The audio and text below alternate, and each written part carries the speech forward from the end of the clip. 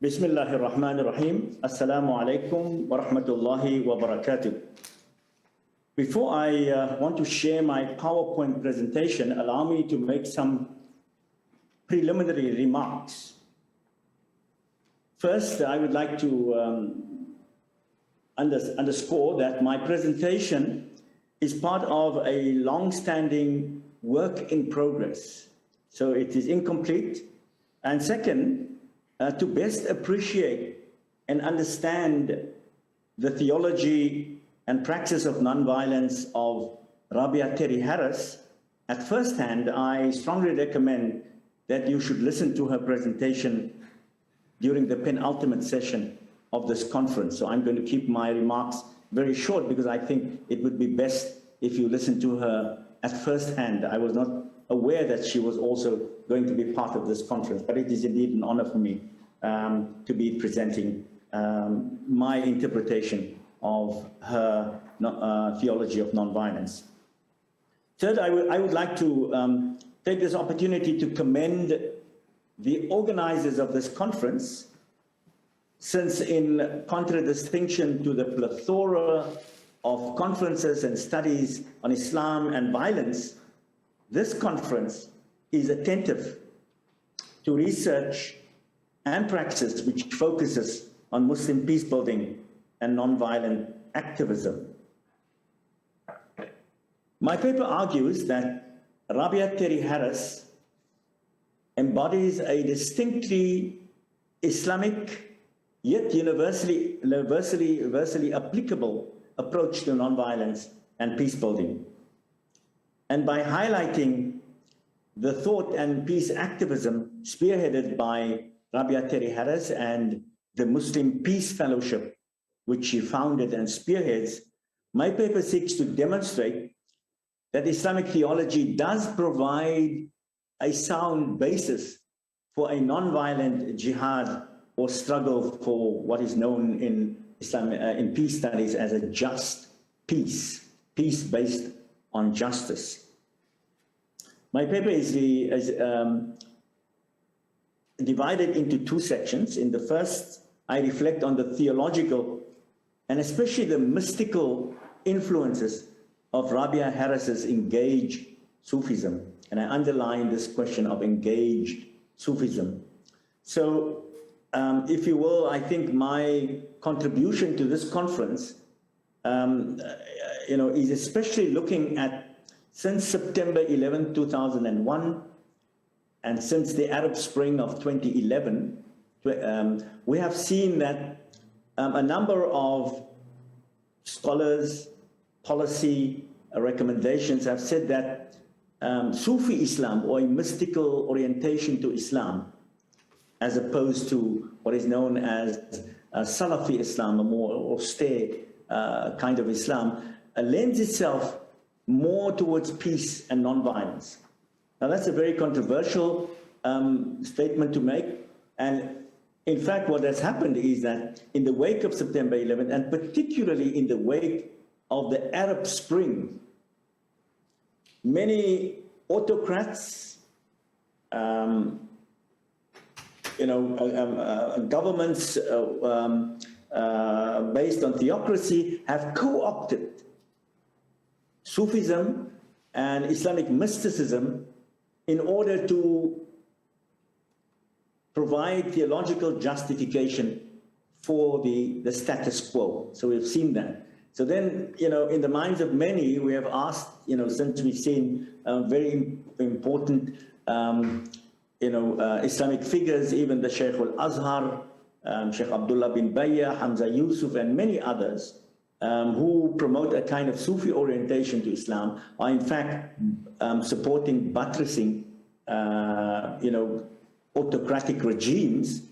Is the question of Sufism, can it really be a credible alternative for promoting Islamic peace-building and non-violence, or is it rather a ruse? So in this regard, I think Rabia Terri Harris, her work is particularly important because it presents a different and engaged Sufism, not a Sufism that is prone to being co-opted by the status quo. And secondly, I very briefly introduced Rabia Terri Harris's Theology of Nonviolence via an organization that she founded and spearheads called the Muslim Peace Fellowship. Harris is a self-identifying marginal scholar of Islam based in North America who entered the faith community when she was a senior at Princeton University in March 1978.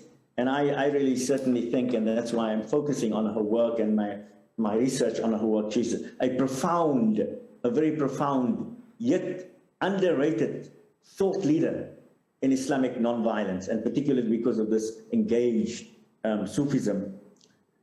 Harris has founded her initial spiritual bearings within what was known as the Khalwatiyya Jarrahiyya, or the Khalwati Jarrahi Sufi network and community tariqa based in Istanbul, Turkey, founded on the example of Sheikh Nuruddin al-Jarrahi. Nuruddin al-Jarrahi was, died mid-17th century Sufi scholar, 1678. So drawing on the inspiration provided by two contemporary teachers in the Khalwatiyya Jarrahi Sufi order, Sheikh Safar Effendi, who died in 1991, and Sheikh Tausum Bayrak Effendi, who died in 2018, very important teachers of Harris. She has, in fact, as I would like to propose, reinterpreted the Jarrahi approach to spirituality by especially applying it to the field of nonviolence and peace building. And I think a contribution is very unique in applying the Tasawwuf tradition to nonviolence and peace building.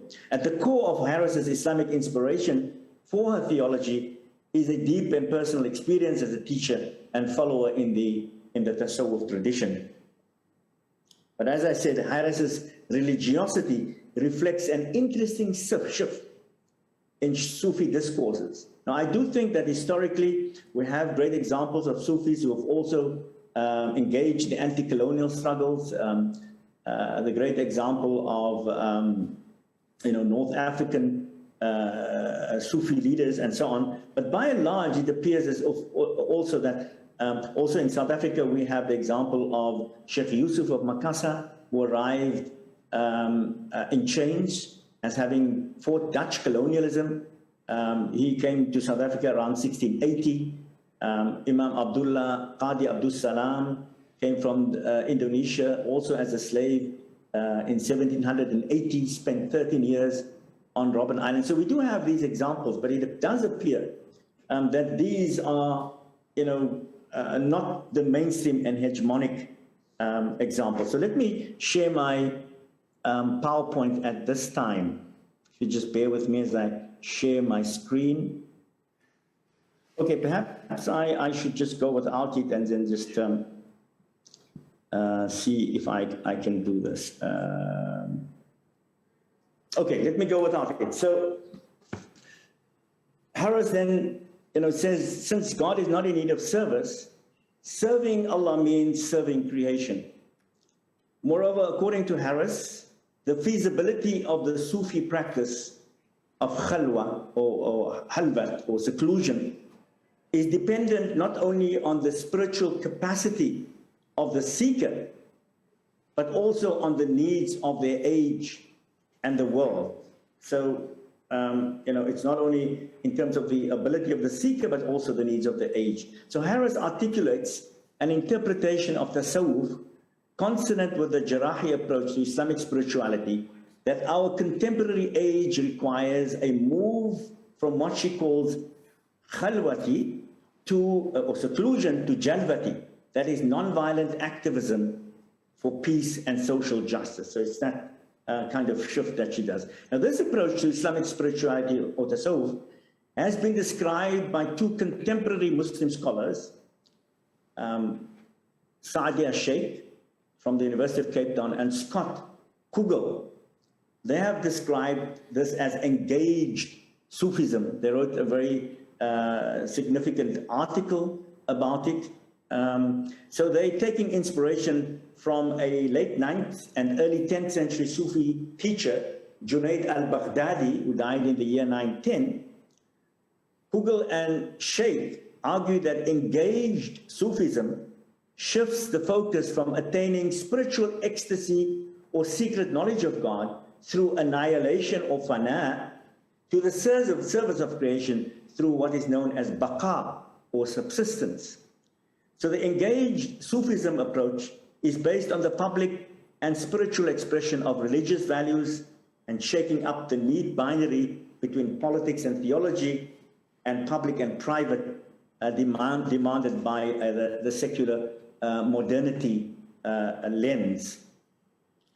So mapping out an approach called engaged Sufism, Sheikh and Kugel argue that personal and private action are interlinked through the cultivation of virtues, allowing spirituality to flow into the public through the public manifestations of justice, of mercy, of altruism and generosity.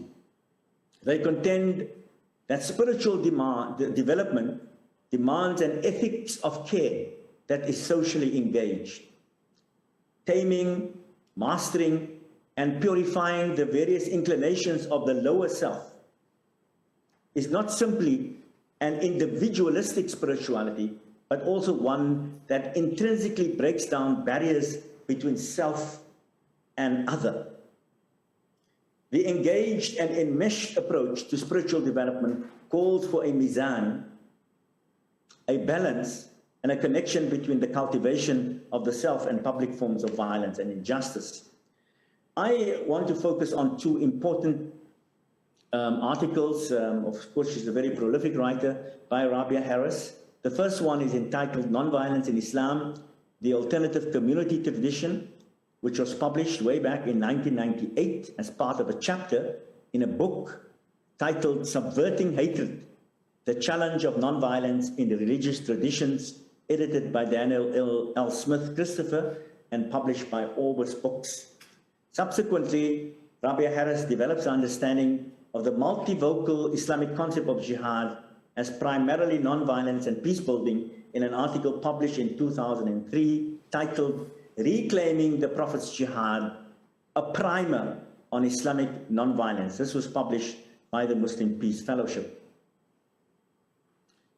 Harris grapples with the various shades of meaning of the word jihad that we've heard so often in this conference, and she draws on the Quran and a rereading of the Prophet's Muhammad's mission of Tawheed against structural violence of the Jahiliyyah or violent ignorance. Now, she particularly focuses, there are a number of verses, but I want to single out verse 39 and 40 of Surah Al-Hajj of chapter 22.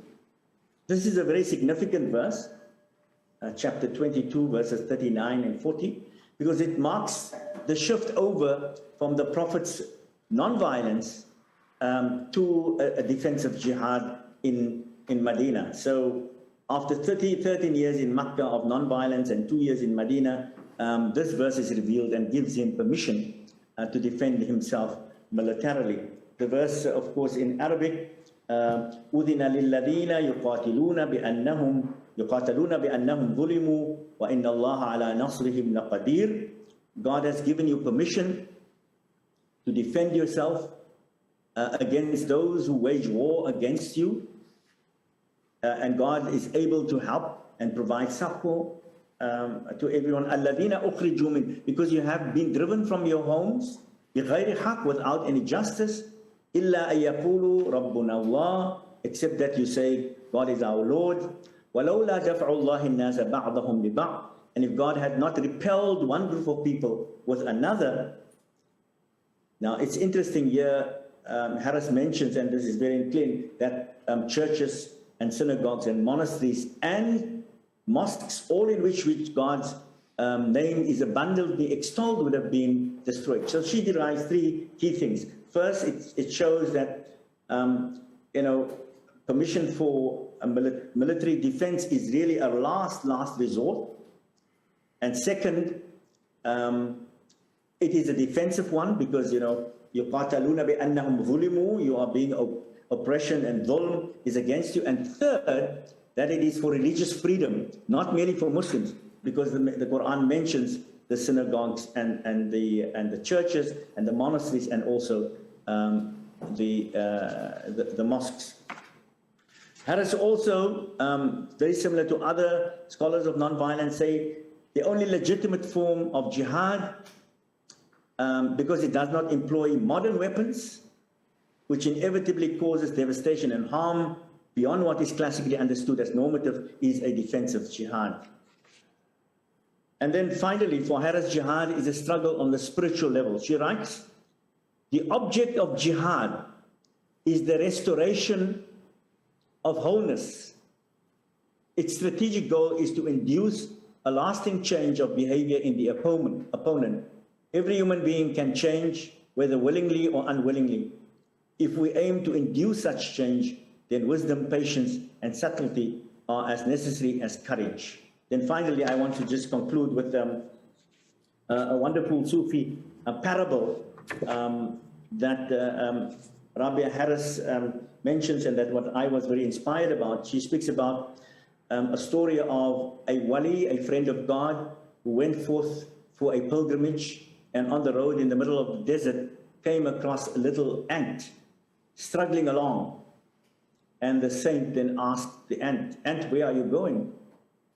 And he said, "I'm going on pilgrimage to Mecca, the same as you." So the saint, the wali, objected. He said to the ant, "You will never make it. It's hundreds of miles, and besides, you have a broken leg. What does it matter?" The ant asked, "As long as I am on the way." And so the key thing that for Harris is that it's not in your lifetime to achieve the goal of a just peace, but to be on the way and to use the correct means. Thank you for your patience with me.